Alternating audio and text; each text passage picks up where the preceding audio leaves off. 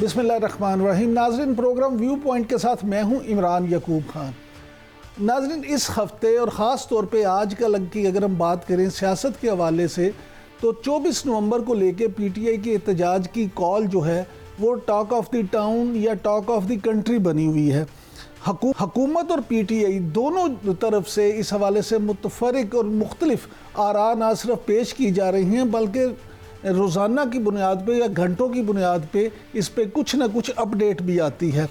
मुख्तलिफ तरफ से मुख्तलिफ दावे किए जा रहे हैं। हुकूमत जो है वो कुछ मौक़िफ़ रखती है तो PTI दूसरा मौक़िफ़ रखती है, लेकिन हकीकत में कोई भी आगाह नहीं कि होगा क्या। अभी तक इस वक्त तक जबकि हम आपसे मुखातिब हैं, ये बात भी बहुत ज़्यादा डिस्कस हो रही है कि शायद 24 नवंबर का जो एहतजाज है वो मुअत्तल हो जाए, उसको जो है ना मुलतवी कर दिया जाए, या दूसरी तरफ ये कहा जा रहा है कि हुकूमत इस दफ़ा हुकूमत के इरादे बड़े सख्त हैं, नेक नहीं हैं और हुकूमत बड़ी सख्ती से निपटेगी। इसके अलावा अगर हम बात करें तो सारी सिचुएशन में इमरान खान की अहलिया मोहतरमा बुशरा बीबी साहिबा का एक वीडियो बयान जो जारी हुआ है, उसने एक हलचल मचा दी है।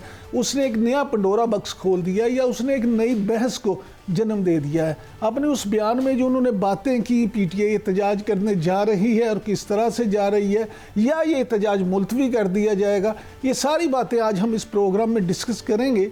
और हमारे साथ मौजूद होंगे के आप रहनुमा भी कह सकते हो, नामवर माहिर कानून जनाब फैसल चौधरी साहब, जो कि इमरान खान साहब की कानूनी टीम के भी मेंबर हैं। और दूसरी तरफ हमारे साथ मौजूद होंगे इख्तियार वली खान साहब, जो कि जिनका ताल्लुक़ पाकिस्तान मुस्लिम लीग से है और ये भी अपना जो मौक़िफ़ है बड़े दबंग अंदाज में पेश करते हैं। थैंक यू वेरी मच इख्तियार वली खान साहब और फैसल चौधरी साहब, आप दोनों का बहुत शुक्रिया कि आप आज हमें टाइम दिया। फैसल चौधरी साहब, आपसे शुरू करते हैं। ये फरमाइएगा कि बुशरा बीबी को अचानक ये वीडियो बयान जारी करने की ज़रूरत क्यों पेश आई? साहब, जो एक तरीके आपको पता है कि इमरान खान साहब के खिलाफ और PTI के कारकुनान और रहनुमाओं के खिलाफ एक मुसलसल जाली मुकदमे, झूठे मुकदमे जो है वो चलाए जा रहे हैं। तो ज़ाहिर है इस्लामाबाद हाई कोर्ट में उनकी बेल हुई और उसके बाद एक आफ्टर थॉट आया हुकूमत को, तो उन्होंने एक फ्रिवलेस मुकदमे में उनको दोबारा अरेस्ट कर लिया। तो एक फ्रस्ट्रेशन भी ऑब्वियसली होगी, एक वो जोजा है उनकी। तो कोई भी अपने हस्बैंड के साथ अगर कोई इस तरह की बात रिपीटेडली होती है, जो हो रही है, तो उस पर वो एक फ्रस्ट्रेशन का जो पैगाम है वो उनकी तरफ से एक गिला भी है और एक ज़ाहिर है। जिस तरह से अगर आपको याद हो तो मियां नवाज शरीफ साहब के लिए अल्लाह जन्नत नसीब करे मतलूब कुलसुम नवाज साहबा निकली थी मुशर्रफ दौर में, लेकिन ये अलग बात है कि उनको उस वक्त बेगम कुलसुम नवाज को मुशर्रफ साहब ने भी जेल में नहीं डाला था। लेकिन जो है ये मामला इस तरह से किया जा रहा है कि तो उस सिलसिले की कड़ी है। उन्होंने कुछ बातें की हैं, कुछ मैसेज दिए हैं, जिसको जो है वो मैं समझता हूँ कि आउट ऑफ कॉन्टेक्स्ट जो है वो स्पिन दे के, तो एक हमारा बहुत ही काबिल एहतराम जो दोस्त मुल्क है उसको भी इसमें ले आए। लोकल पॉलिटिक्स है, उसमें सऊदी अरेबिया को डिस्कस करने की मेरा कोई जरूरत नहीं है। लेकिन चौधरी साहब, गुजारिश ये है कि अगर आपकी बात को दुरुस्त मान लिया जाए कि सियाको सबाक से हट के ये गुफ्तगू की गई, तो ये फरमाइएगा कि सियाको सबाक के साथ भी अगर देखें तो जो उन्होंने सऊदी वली अहद के हवाले से गुफ्तगू की है या जिस तरह से उन्होंने जो बातें की हैं, तो इस पे भी बड़े सवाल उठ रहे हैं। और ये भी जो PTI मुखालिफ हैं वो लोग ये भी इल्ज़ाम आयद करते हैं कि ये पिछले 8-10 दिन से PTI के यूट्यूब से हमदर्दी रखने वाले यूट्यूबर्स हों या PTI का सोशल मीडिया हो, उस पर AI की मदद से भी मुख्तलिफ ऐसी वीडियोज़ लगाई जा रही थी, ऐसी चीज़ें पोस्ट की जा रही थी कि जिससे सऊदी अरब के और मिडल ईस्ट के ख़िलाफ़ कोई तासुर बने कि शायद इस तरह से है। तो इससे तो PTI को कोई नुकसान ही पहुंचेगा, इससे कोई फ़ायदा तो नहीं हो सकता। नहीं, पहली बात तो ये है कि साको सबाक से हटके उनका बयान पेश किया गया है। साको सबाक से हटके उन्होंने बात नहीं की है और उनके बयान का जो कॉन्टेक्स्ट है वो ये नहीं है जो बयान किया जा रहा है। दूसरी बात ये है कि ये तो इल्ज़ाम है PTI के ऊपर लड़की को वीडियोस लगाई जा रही है, ये तो या यूट्यूबर्स अगर जो है, अगर वो यूट्यूबर आप सब लोग जो है वो काफी अगर आते हैं, अगर वो कोई अपना काम कर रहे हैं और वो उसके ऊपर लगाते हैं, तो उसका जिम्मेदार आप सियासी जमात को कैसे ठहरा सकते हैं। और जो पीटीआई है, उन्होंने कभी भी, जो उनकी लीडरशिप है वो जिम्मेदार लोग हैं, कभी भी ये बहुत मौसम शख्सियत है जिनका आपने नाम लिया, तो बल्कि जब मुझे याद है वजीराबाद में अटैक हुआ था तो सबसे पहले जो पैगाम आया था या पहले कॉल आई थी वो सऊदी सफारत खाने से प्रिंस मोहम्मद बिन सलमान साहब की आई थी इमरान खान साहब की सेहत के लिए। तो उसके बाद 2 जो है इस्लामिक कॉन्फ्रेंसेज हुई उनके दौर में, उसमें मार्च 23 में जो है वो सऊदी वजीर खारजा भी इधर आए। ठीक है, ठीक है। रिलेशन अच्छे न होते तो फैसल साहब आपका मौक़िफ़ आगे। इख्तियार वली खान साहब, आपने फैसल चोई साहब की गुफ्तगू सुनी, वो कहते हैं आप ऐसे इल्ज़ाम आयद करते हैं, वो तो हमारे लिए बड़े मोहतरम है, आप क्यों इस तरह के इल्ज़ाम आयद करते हैं पीटीआई की क़यादत पे?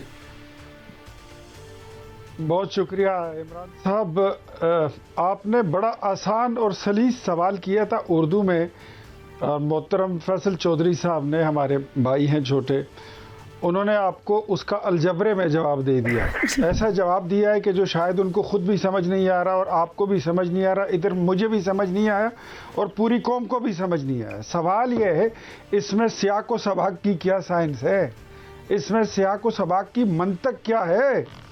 खातून खाना कह रही हैं कि हम मदीना से वापस आए तो बाजवा साहब को फ़ोन आने लगी कि ये आप क्या उठा कर ले आए हो, हम तो शरीयत को यहाँ से ख़त्म कर रहे हैं और आप पता नहीं क्या चीज़ें उठा कर ले आए हो। तो एक बात तो ठीक है कि ये क्या चीज़ उठा कर ले आए हो, चीज़ तो वाकई में लोगों को तो समझ नहीं आती।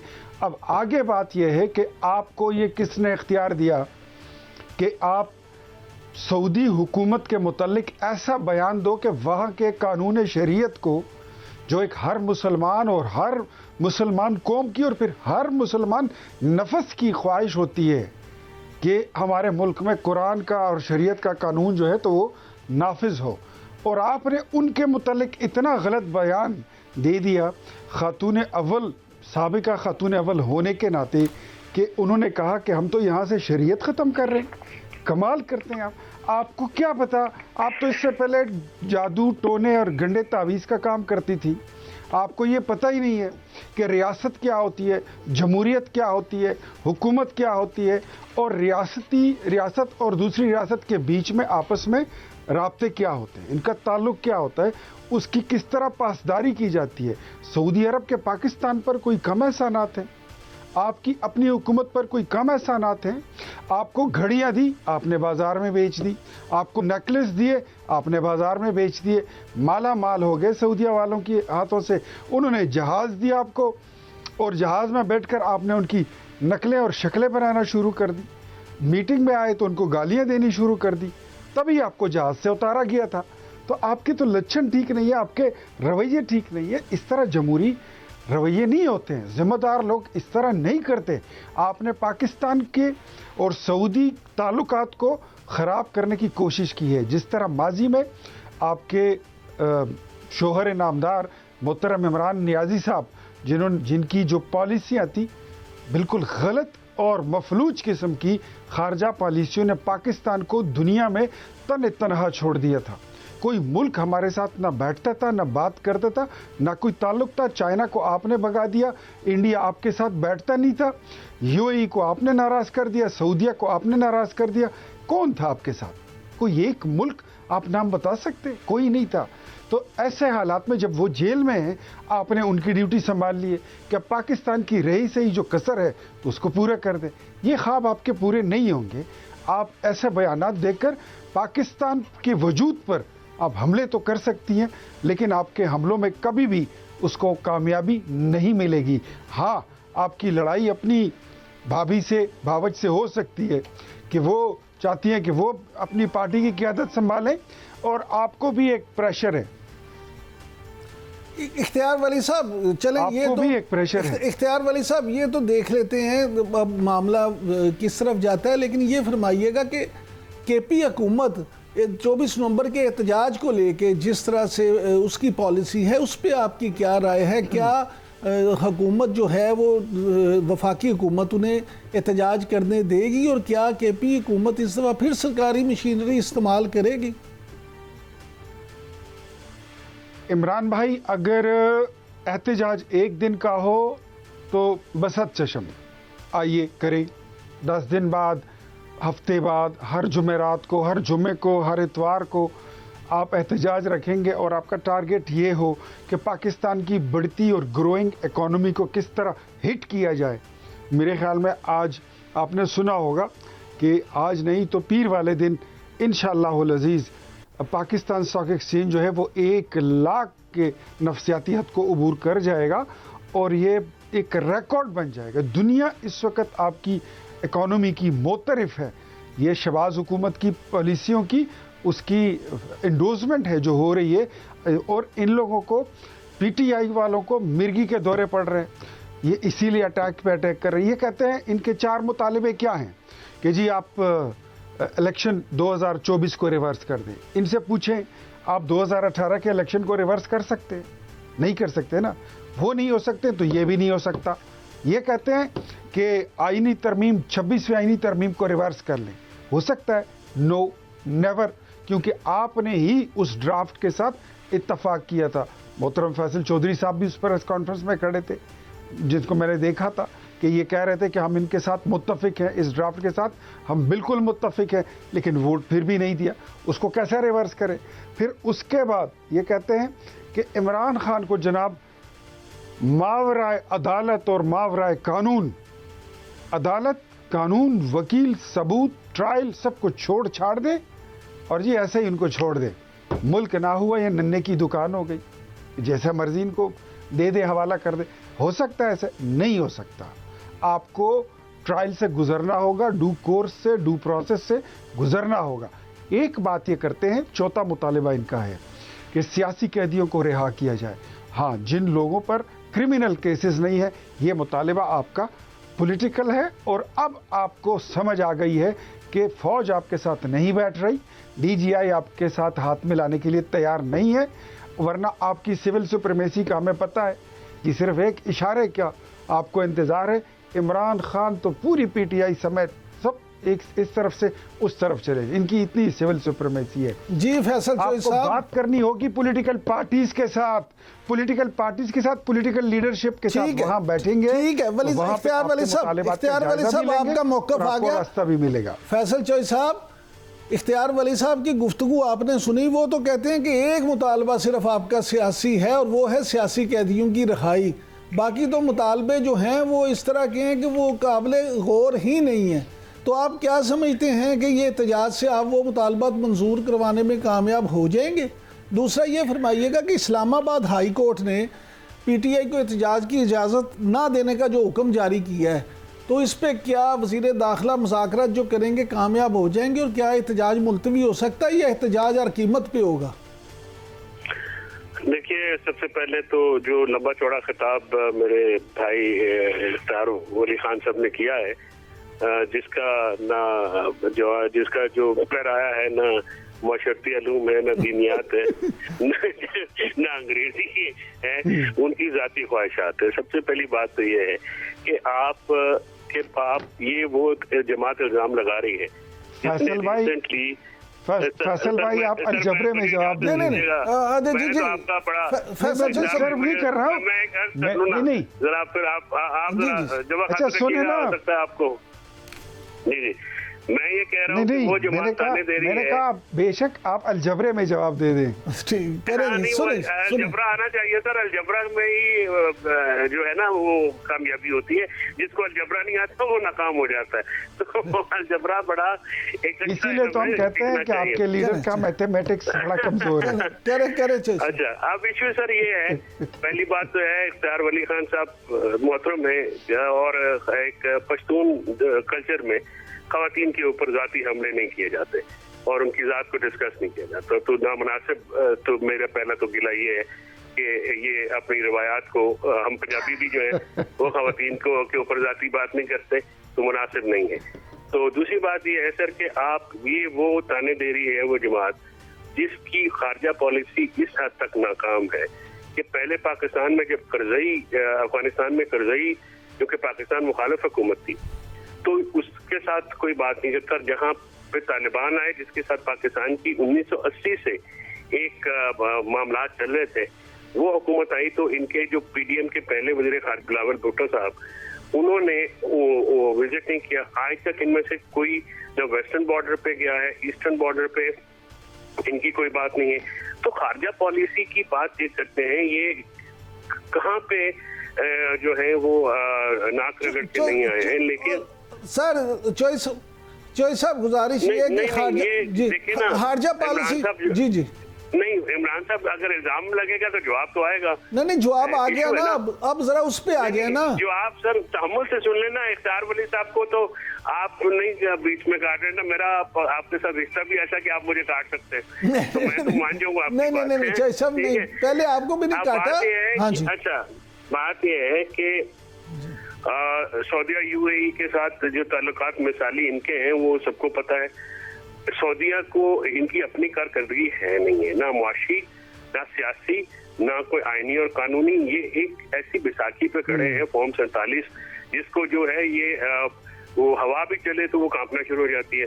इसलिए आप पैनिक देखिए कि ये हुकूमत जो है वो पीटीआई का एहतजाज तो शुरू होने से पहले कामयाब हो गया। देखिए आज मोटरवेज बंद हो गई, आपकी जीटी रोड बंद हो गई, आपके आमदोरफ्त के जराए खत्म हो गए, आपने लोगों को जो है वो यूनियन काउंसिल की लेवल तक उठाना शुरू कर दिया, आपने लोगों की सेलुलर फोन बंद कर देंगे आप कल। तो पीटीआई तो अपने एहतजाज में इसी तरह से कामयाब हो जाती है। इख्तियार वली साहब, पीटीआई का एहतजाज तो कामयाब हो गया। फैसल चोई साहब कहते हैं कि मोटरवे की बंदिश, रिंग रोड की बंदिश, ये सारी चीजें इसीलिए हैं कि पीटीआई का एहतजाज कामयाब हो गया। इमरान याकूब भाई, ये प्रोग्राम जो है रिकॉर्ड हो रहा है और ये रिकॉर्ड पे रहेगा। पीटीआई की ये कॉल जो है इमरान की 24 नवंबर की, जो वो कहते थे ये फाइनल कॉल है, ये पीटीआई के खात्मे की फाइनल कॉल है। अच्छा जी, पीटीआई खत्म, फिनिश। अगर एक बंदा, मैं इनको ताज़ा खबर दे दूं, ये तो मिलकर भी आए थे, कि एक बंदा तमाम मुतालिबात से दस्तबरदार हो जाए, वो कहता है कि सब कुछ भाड़ में जाए, मुझे रिहा कर दो। अच्छा जी, फैसल चौधरी बताएगा नहीं आपको, ना ये मानेगा, लेकिन मैं आपको बता रहा हूं कि इनका लीडर, वो जो ये कहते थे ना कि डट के खड़ा है जी, सीना तान के खड़ा है, बहादुर आदमी ने पूरे सिस्टम को चैलेंज करके रखा हुआ है, वो बंदा कहता है मुझे भागने का रास्ता दे दे, मुझे किसी एयरपोर्ट पे छोड़ा है। वो मुल्क छोड़ने की बातें कर रहा है, इख्तियार वली साहब फरार ढूंढ रहा है। इख्तियार वली साहब, दूसरी बात आपको मैं ये भी बताऊं, जी बताएं। दूसरी बात आपको ये भी बताऊं मैं कि जो मुलाकात बैरिस्टर गौहर की और अली अमीन की हुई थी, पहली मुलाकात अभी 24 नवंबर के बारे में इमरान अहमद नियाजी से, उन्होंने उनको बता दिया कि पंजाब में एक चिड़िया भी नहीं फड़फड़ाती, कोई नहीं उठता हमारी कॉल पे, सिंध और बलूचिस्तान से कोई आ नहीं सकता, कश्मीर से किसी ने आना नहीं है, पिंडी इस्लामाबाद निकल नहीं रहा, और खैबर पख्तूनख्वा की यूथ को और पीटीआई को आपने थका के मार दिया है। अब सारा बर्डन हमारे कांधों पे ना रखें, आप बराए मेहरबानी ये 24 की कॉल वापस ले लें। वो ये तरले करने गए थे, हकीकत तो ये है तैयारी इनकी कोई है नहीं। हाँ, मैं ये इनको बता दूं कि हमारी तैयारी आपके लिए क्यों होती है, क्योंकि आपने जलोज़ई कैंप से और अफ़गान महाजर कैंप शमशतू से आपने अफ़गान महाजरीन को इंगेज किया है। 81 करोड़ रुपए खैबर पख्तूनख्वा की हुकूमत से निकाले गए हैं इस धंधे को और इस फसाद को, इस सर्कस को कामयाब बनाने के लिए। और उसके ऊपर आपके वज़ीर तालीम साहब फैसल तरकई, उसने असातिज़ा को सस्पेंड करके, तकरीबन 1 लाख से ज़ायद असातिज़ा हैं जो अपने हुकूक की राइट्स लड़ रहे हैं गुज़श्ता 4 सालों से। आपकी वहाँ की हुकूमत ने उसके साथ कोई वादे किए थे, वो पूरे नहीं कर रहे, तो उनको सस्पेंड करके अब वज़ीर तालीम ब्लैकमेल कर रहा है कि अगर आपने हमारी तहरीक में शामिल नहीं हुए तो ना आपकी तनख्वाह मिलेगी और ना आपकी नौकरी बहाल होगी। तो अब ऐसे हालात में जब आप बंदूक उठाकर आओगे, स्कूल के असातिज़ा को उठाकर लाओगे, अफगान महाजिरीन को पैसों से आप इंगेज करके तहरीक के लिए लाओगे, रियासत पर हमला करोगे, तो आपका क्या ख्याल है कि हम नहीं जानते हैं कि ये सियासी कारकुन हैं या ये आप रियासत पर हमला कर रहे हैं? सियासी कारकुन होंगे तो उनके लिए सबील भी लगेगी, उनको फैसिलिटेट करेंगे, लेकिन अगर रियासत पर कुछ दहशतगर्द हमला करने आएंगे तो फिर रियासत की आपने सियासी कारकुन होंगे तो उनके लिए सबील भी लगेगी और उनको फैसिलिटेट भी किया जाएगा, लेकिन अगर दहशतगर्द होंगे, अगर हम महाजरीन होंगे तो उनके साथ इंतहाई सख्ती से निपटा जाएगा। ये कहना था इख्तियार वली खान का। नाज़रीन, इस वक्त हुआ एक ब्रेक का, ब्रेक से वापस आएंगे तो कुछ देर बाद आप पे मज़ीद आपके साथ गुफ्तगू होगी। बहुत शुक्रिया।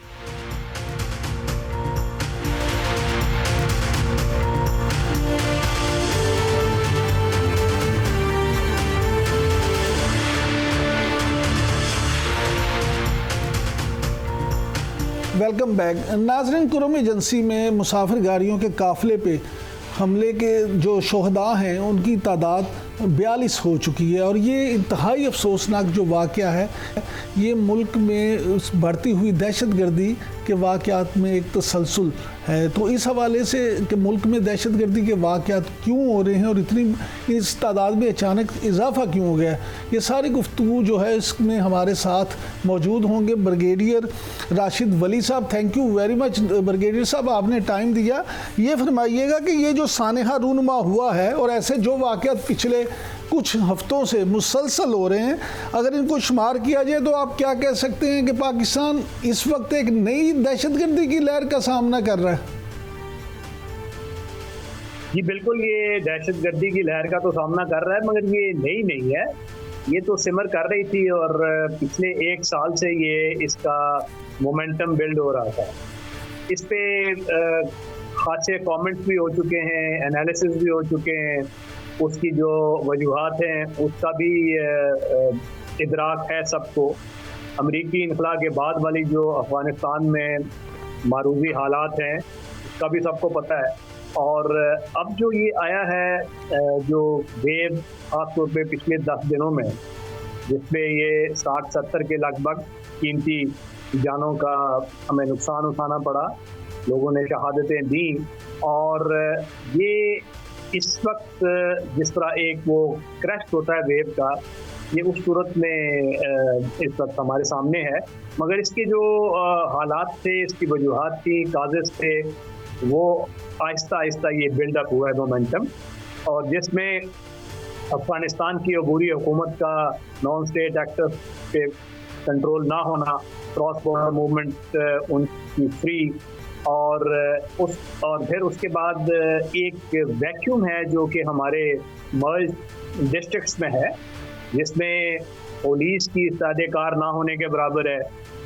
उसमें डिस्ट्रिक्ट एडमिनिस्ट्रेशन इस वक्त वर्चुअली मॉडल है, क्योंकि पहले जब वो फ्रंटियर एक क्राइम रेगुलेशंस का सिस्टम था तो वो एक जैसा भी सिस्टम था, कम से कम वो फंक्शनल था। तो एक सिस्टम खत्म हुआ है, दूसरा ऑन ग्राउंड अभी तक इस्टेब्लिश नहीं हुआ है। अच्छा राशिद वली खान साहब, ये दहशतगर्दी के जो वाक़यात होते हैं ये किसी भी मुल्क में मौशी तरक्की के लिए बड़े नुकसानदेह होते हैं, और ख़ास तौर पे कुरम एजेंसी जैसे वाक़यात जो हैं, इनसे दोस्त ममालिक को हमारे मोहर तहफ़्फ़ुज़ात हैं। तो क्या हुकूमत को इस बात का इदराक है और हुकूमत वाकई इसके लिए जो ज़रूरी इक़दाम हैं वो प्रॉपर किए जा रहे हैं, या हुकूमत भी इस मामले पे पूरी तरह से तवज्जो नहीं दे पा रही? देखिए, इस पे हुकूमत को तवज्जो तो देनी चाहिए, और ये जो सूबाई हुकूमत है इसका पूरा रिस्पॉन्सिबिलिटी है कि यहाँ पे इस इशू को रिजॉल्व करें, क्योंकि ये पिछले 6 महीने से आहिस्ता आहिस्ता ये सिमर कर रहा है। ये सेक्टेरियन इशू है बदकिस्मती से, और इसको इस वक्त जो हमारे PTP के एलिमेंट्स हैं वो एक्सप्लॉइट कर रहे हैं। ये बहुत पुराना इशू है, इसको तो ये एक सदी से ऊपर हो चला है, और ये जोग्राफिया और जो उसकी तारीख है उसका एक इम्तजाज है इस इशू का जन्म लेना। और यहाँ पे तीनों अतराफ से ये पारा चिनार वैली, ये जो कुरम एजेंसी, ये घिरी हुई है, पारा चिनार एक बाउल है जिसमें ज़्यादा हमारा एक सेक्ट से ताल्लुक़ रखने वाली आबादी है, और उसके जो ओपनिंग्स हैं, जो उसका अफ़गानिस्तान की तरफ उसके रास्ते हैं, उन सब पे सुन्नी जो कबाइल हैं वो उनका कंट्रोल है। पहले ऐसे होता था कि इस पारा चिनार की जो वैली है यहाँ पे सुन्नी शिया मिल के रहते थे, मगर 2007 के बाद से जो एक सेक्टेरियन इसमें इशू रेज हुआ और उस वक्त 600-700 के लगभग लोग उनकी जानें तल्फ हुई। ये 2007 में एक बहुत मेजर इस तरह का क्लैश हुई थी दोनों सेक्ट्स के दरमियान, और उसमें से एक सेक्ट का इनखला हो गया, सुन्नी यहाँ से चले गए।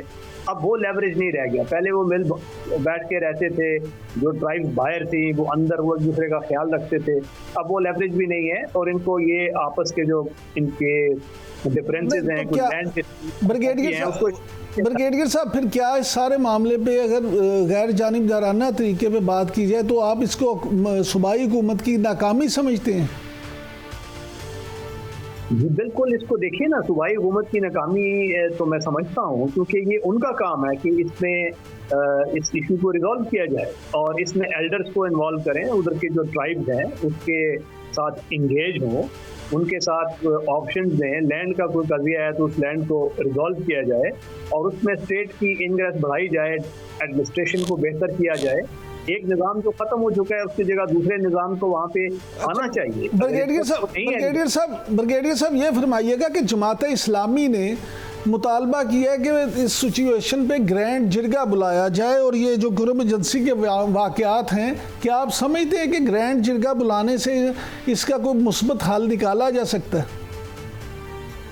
जी बिल्कुल, देखिए इसका हल इसी तरह है, ये कोई इसका मिलिट्री सोल्यूशन नहीं है। ज्योग्राफी बड़ी डिफिकल्ट है, कोरम रिवर गिर्द ये जाए सद्दा से लेकर पारा चिनार तक, ये उसका जो सिटी है, एक रिवर है, दूसरी तरफ दरिया है, पहाड़ हैं, उसको वर्चुअली गार्ड करना बड़ा मुश्किल है। तो इसका सोल्यूशन निकालना है, जिरगा एक सोल्यूशन हो सकता है, बिल्कुल ये ठीक बात है, और गवर्नमेंट उसको एनकरेज करे और इन दोनों ट्राइब्स को आपस में बिठाए, इनमें बातचीत करवाए और इनके इश्यूज को रिजॉल्व कराए। क्योंकि जब इनके अनरिजॉल्व इश्यूज हैं तो इसमें वो जो दूसरे एलिमेंट्स हैं जिनको बाहर से मुआवनत हासिल है, TTP जैसे एलिमेंट, वो इसमें जो अपना अमल दखल करके इस चीज़ को मज़ीद वो कॉम्प्लिकेट कर रहे हैं। और अगर हमने उनको TTP से लड़ना है तो फिर इसको सेक्टेरियन इशू को उससे अलहदा करना होगा, और किसी भी जो सेक्टेरियन टिल्ट को दिखाए बगैर स्टेट को एब्सोल्यूट न्यूट्रलिटी के साथ, क्योंकि सब चाहे वो किसी भी सेक्ट से ताल्लुक हो वो पाकिस्तानी है,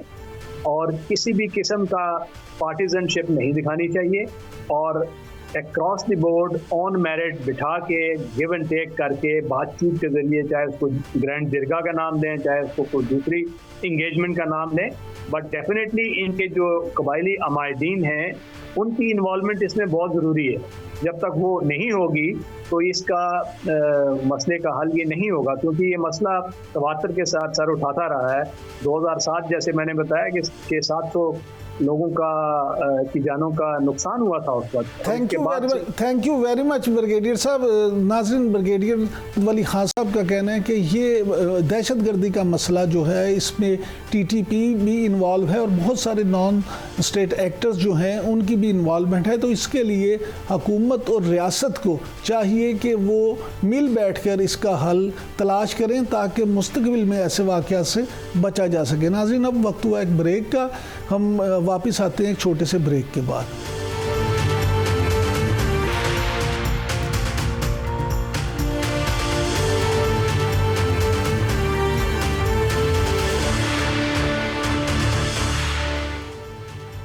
वेलकम बैक। नाज़रीन, मुल्क में बार बार एक चीज़ पे बहुत शोर मचता है कि इंटरनेट की स्पीड जो है वो स्लो कर दी जाती है, इंटरनेट बंद कर दिया जाता है, और ख़ास तौर पे PTI जब एहतजाज का ऐलान करती है तो ये शिकायत मज़ीद बढ़ जाती हैं। हुकूमत की तरफ से कभी ये कहा जाता है कि फायरवॉल जो है उसको क्योंकि पाकिस्तान में लॉन्च किया जा रहा है तो इसलिए ये शिकायत आ रही है। कुछ लोग ये कहते हैं, हुकूमती लोग, कि नहीं ये कोई फाइबर की जो थी प्रॉब्लम थी, फाइबर कट गया था, और इस तरह की बहुत सारी तौजीहात पेश की जाती हैं। लेकिन सच तो ये है कि वजह कोई भी हो, इससे आईटी इंडस्ट्री को नाकाबिले तलाफी नुकसान पहुंच रहा है।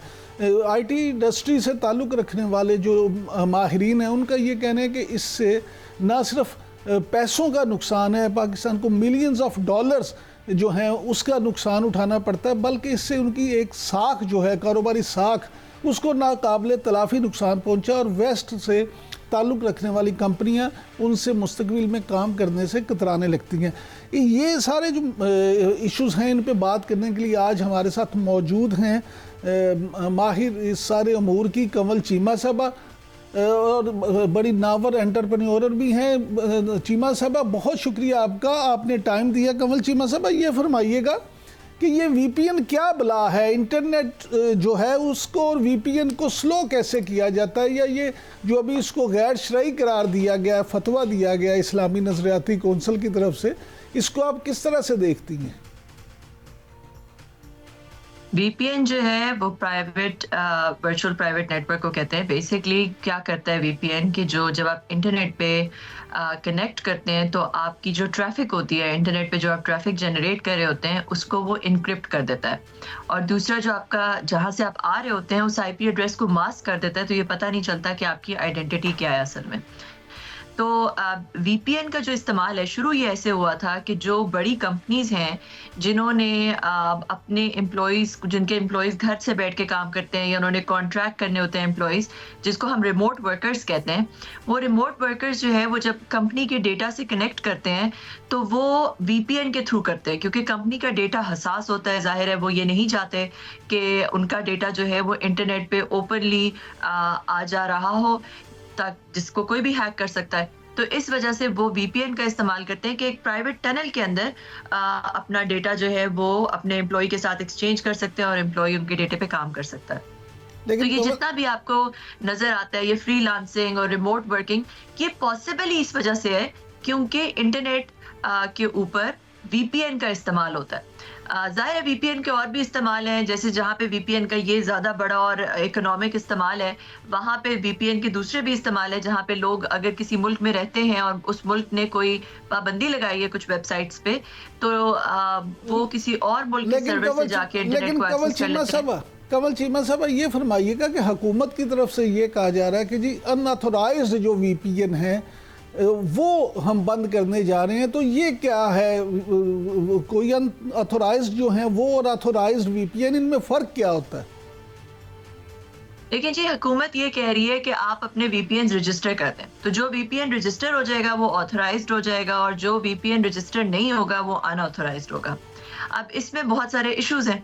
सबसे पहला इशू तो ये है कि जो कंपनीज हैं जिनके लिए कोई रिमोट वर्कर्स काम कर रहे हैं, पाकिस्तान में एम्प्लॉयड हैं या फ्रीलांसर्स अगर किसी कंपनी के लिए काम कर रहे हैं, तो वो कंपनी की तरफ से VPN आता है, तो वो कंपनी क्यों अपने VPN जो है उनको रजिस्टर कराएगी?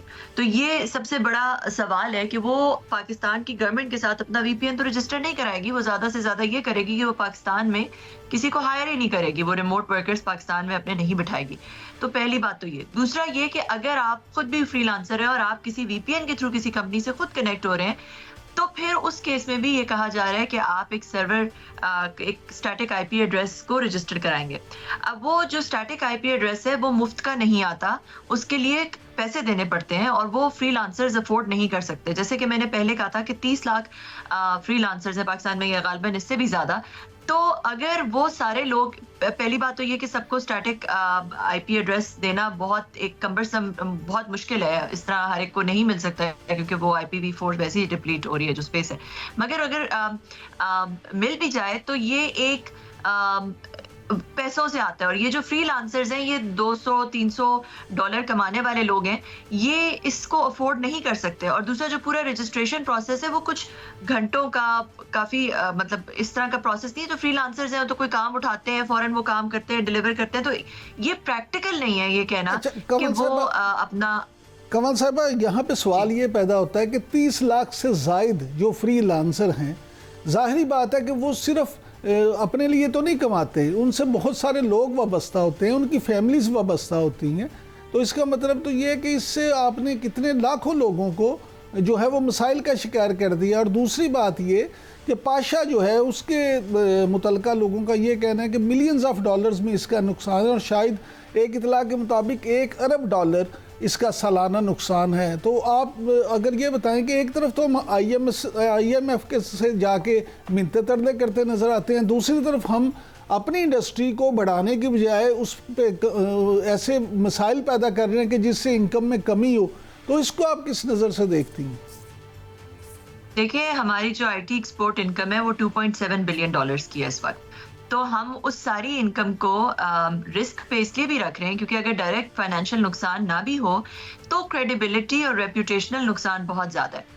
जब बाहर कोई मुल्क में किसी west eastern middle eastern countries में या वेस्टर्न कंट्रीज में ये पता चलेगा कि VPN को यहाँ पे गैर शरई करार दिया जा रहा है या इस तरह की कोई, अभी उन्होंने खैर कुछ क्लैरिफिकेशन दी है कि VPN को हमने गैर शरई नहीं करार दिया। तो अगर इस तरह की चीज़ें जो है वो VPN से एसोसिएटेड वहाँ पे खबरें निकलेंगी तो हमें जो रेप्यूटेशनल नुकसान होगा, लोग हम पे हंसेंगे। तो हमें जो रेप्यूटेशनल नुकसान होगा, हमें काम नहीं देंगे, वो ज़्यादा बड़ा नुकसान है। अब देखिए, मैं ये सुन रही थी पाशा की कुछ रिपोर्ट्स आ रही थी कि कुछ इन्वेस्टमेंट्स आ रही थी पाकिस्तान में, कुछ क्रेडिबल कंपनीज यहाँ पे गेमिंग इंडस्ट्री में इन्वेस्ट कर रही थी और इन्वेस्टमेंट्स आ रही थी जो कि रिकंसिडर कर रहे हैं पाकिस्तान में इन्वेस्टमेंट करना बिकॉज ऑफ दीज इंटरनेट और VPN इश्यूज कि यहाँ पे जो है वो क्या सिचुएशन होगी, क्या यहाँ पे इन्वेस्ट करना, क्या प्रेडिक्टेबिलिटी आएगी या नहीं आएगी। और ये जो सिक्योरिटी इश्यूज के साथ जो है वो इंटरनेट की थ्रॉटलिंग हो रही है और इंटरनेट VPN को कंट्रोल किया जा रहा है, वो उनके लिए बहुत बड़ा एक पॉइंट ऑफ कंसर्न है। तो ये नुकसान जो है ये सिर्फ और सिर्फ माली नुकसान नहीं है, ये नुकसान क्रेडिबिलिटी में भी बहुत ज़्यादा हमें फेस होगा। कंवल साहब, यहाँ ये भी एक बात जानना बड़ा ज़रूरी है कि हमारा हमसाया मुल्क, दोस्त मुल्क चीन जो है उसमें बड़ी कंट्रोल्ड इन्वायरमेंट है उन्होंने, लेकिन ये इंटरनेट के सारे प्लेटफॉर्म्स अपने बना रखे हैं। उनका WeChat है, उनका YouTube के मतवाजी अपना एक निज़ाम है। तो इस तरह से क्या पाकिस्तान में भी ये सारा कुछ डेवलप किया जा सकता है या पाकिस्तान रहना तो दूसरे प्लेटफॉर्म्स पे चाहता है लेकिन पाकिस्तानी कौम को वो उससे दूर भी रखना चाहते हैं? देखिए, चाइना जो है उसकी इकोनॉमिक हैसियत हमसे बिल्कुल डिफरेंट है, उसका जो इकोनॉमिक रियलिटी है वो अभी हमसे बिल्कुल डिफरेंट है। और दूसरा, टेक्नोलॉजी में भी चाइना बहुत हमसे आगे है, बहुत आगे है। Also China is the factory of the world. तो ये हम चाइना के साथ जो चाइना की पॉलिसीज हैं उनको हम इस तरह ब्लाइंडली मेरे अपने पर्सनल व्यू में फॉलो नहीं कर सकते बिकॉज हमारी economic reality Chinese economic reality से, हमारी technology reality Chinese economic reality से बहुत डिफरेंट है। तो इसलिए जो है ये हमारा तो देखिए सारा क्लाइंट जो है, जो जितना भी IT फ्रीलांसिंग का क्लाइंट है, IT आउटसोर्सिंग का क्लाइंट है, वो सारा वेस्ट में है। तो वो जो वेस्टर्न क्लाइंट है उसके लिए तो ये बुनियादी ज़रूरतें हैं, उनको तो चाहिए। तो हम ये सारा कुछ बंद कर देंगे तो वो क्लाइंट बहुत बुरी तरह से मुतासिर होगा। कंवल साहब, आखिर में सिर्फ ये बता दें कि इंटरनेट और VPN जो है इसको तेज़ रफ्तार करके मुल्क को तरक्की की तरफ किस तरह से ले जाया जा सकता है? देखिए, जो चीज़ें अलाउड नहीं है, जो गैर शरई वेबसाइट्स हैं उनको बिल्कुल बंद करें और उनको गैर शरई भी कहें। जो ब्लास्फेमस कंटेंट है उसको भी बंद करें, उसको गैर शरई भी कहें। और लोगों पे जो उनको एक्सेस करते हैं उन पे बिल्कुल कोई ना कोई कानूनी कार्रवाई भी होनी चाहिए। मगर VPN बंद कर देना, क्योंकि VPN और इंटरनेट जो है वो इकोनॉमी से बहुत ज़्यादा टाइड है। VPN is not a good to have, ये इंटरटेनमेंट के लिए नहीं होता, इससे एक इकोनॉमी जुड़ी हुई है, इससे बिजनेसेस जुड़े हुए हैं, इससे लोगों के घर के चूल्हे जलते हैं। तो इस वजह से जो है वो VPN और इंटरनेट पे किसी भी किस्म की बंदिश करना, security should be an enabler, it should not be a blocker of economic success. तो इसको किसी भी तौर पे हमें अपनी जो प्रायोरिटी है वो बहरहाल पाकिस्तान में वो इकोनॉमी को रखना चाहिए और ना कि कोई भी किसी भी पॉलिटिकल नैरेटिव को। आप एक एक्सपर्ट के तौर पे इसका भी कोई हल बता दें कि डिजिटल दहशतगर्दी जो है उससे किस तरह से बचा जा सकता है? देखिए, उस पर क्रैक डाउन किया जा सकता है और तरह से जो है वो साइबर सिक्योरिटी सॉल्यूशंस लाए जा सकते हैं जो फायरवॉल है, मुझे उससे कोई इशू नहीं है, उससे सिर्फ ये था कि भाई जी फायरवॉल जब लग रही है तो इंटरनेट स्लो ना हो उसकी वजह से। मगर मुल्कों में फायरवॉल होती है और बिल्कुल ट्रैफिक को देखा जा सकता है कि कौन लोग जो है वो ऐसा नेशनल सिक्योरिटी के खिलाफ बातचीत कर रहे हैं, उसको बिल्कुल कंट्रोल करना चाहिए। मगर इंटरनेट को बंद कर, देखिए मैं पहले भी ये बात कह चुकी हूँ कि जो टूल होता है ना, इंटरनेट तो टूल है और वीपीएन भी टूल है, तो टूल को आप बंद नहीं कर सकते। आप ये नहीं कह सकते कि गाड़ियां चलनी बंद हो जाएं क्योंकि गाड़ी में कोई बैठ के कोई गलत काम करने जा सकता है। आप ये नहीं कह सकते कि छुरी जो है वो बैन हो जानी चाहिए क्योंकि छुरी से किसी का कत्ल हो सकता है। तो ये जो टूल्स हैं इनको तो बंद नहीं किया जा सकता। बहुत शुक्रिया कंवल साहबा, आपने वक्त दिया। नाज़रीन, कंवल चीमा साहब की गुफ्तगू सुनी। उनका कहना है कि आप टूल्स को बंद ना करें बल्कि उन वजूहात का खात्मा करें कि जिससे मसाइल पैदा हो रहे हैं। आज तक के लिए इतना ही, कल आपसे फिर मुलाकात होगी, तब तक के लिए इजाज़त दें। अल्लाह निगहबान।